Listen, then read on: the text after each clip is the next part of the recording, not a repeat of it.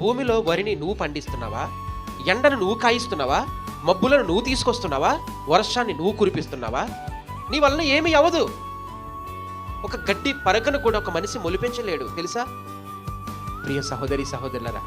కానీ దేవుడే సమస్తము జరిగిస్తున్నాడు. ఇందులో మనల్ని పెట్టాడు. కాబట్టి దేవుడేమన్నాడు తెలుసా? మీ భారాన్ని నేను మోస్తాను. మనుషులు అనుకుంటారు, అయ్యో ఈ భారం నేను మొయ్యలేనండి, నిన్ను మొయ్యలేను, ఇంకా నేను కాపాడలేను అంటా ఉంటారు. మనుషుల్ని ఎవ్వరూ కాపాడలేరు. దేవుడే కాపాడగలడు. దేవుడేమన్నాడు తెలుసా? మరణమును తప్పించుట నా వశం. అందుకనే నీకు నువ్వుగా కారు ఎక్కితే నీ భారాన్ని కారు మోస్తుంది. నువ్వు ఎక్కాలి కదా. కొంతమంది ఏం చేస్తారు? దేవుణ్ణి నమ్ముకుంటారు, అంటే కారు ఎక్కుతారు, రక్షణలోనికి వస్తారు. కానీ వాళ్ళు ఏం చేస్తారు? వారి మూటను వాళ్ళే మోస్తారు. ఎంతకాలం మోస్తారు? ఏమనాలి వాళ్ళు?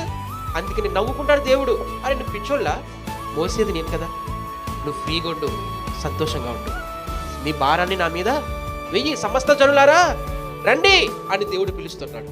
రండి సమస్త భారము మోసుకుంటున్న నా ప్రజలారా రండి, నేను మీకు విశ్రాంతినిస్తాను. మీరెందుకు మీలో తపన పడిపోతారు? మీలో మీరు వ్యాధిని ఎందుకు పడిపోతారు? మీలో మీరు ఎందుకని దిగులు పడతారు?